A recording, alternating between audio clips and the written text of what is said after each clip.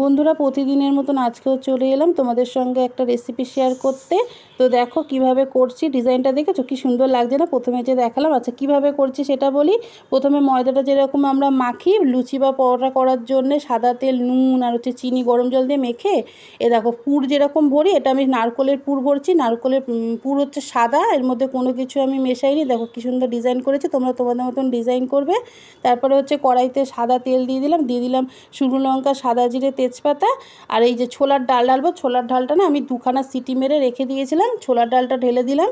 এবার ছোলার ডালের মধ্যে নুন দেবো, একটুখানি হলুদ দেবো, দিয়ে যখন ডালটা মোটামুটি ফুটে আসবে সেই সময় যেইগুলো আমি করে রেখেছি দেখো কি সুন্দর, ওইগুলো পিঠের মতন ওইগুলো ঢেলে দিলাম, আস্তে আস্তে দিয়ে দেবো। এখন কিন্তু নাড়বো না, শুধু দেখো যখন ফুটবে তখন আমি কী দেবো বলো তো, ভাজা মশলা আমি ঘরে তৈরি করি, তোমাদের আগেও বলেছি। ভাজা মশলা দিয়ে দেবো, দিয়ে দিলাম হচ্ছে চিনি। দেখো কি সুন্দর লাগছে, দেখেছো?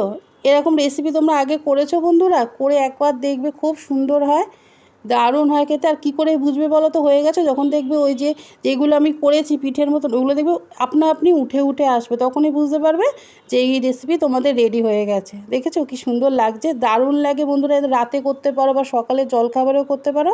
আর আমার ভিডিও যদি ভালো লাগে আমার সঙ্গে থেকো। টাটা বন্ধুরা।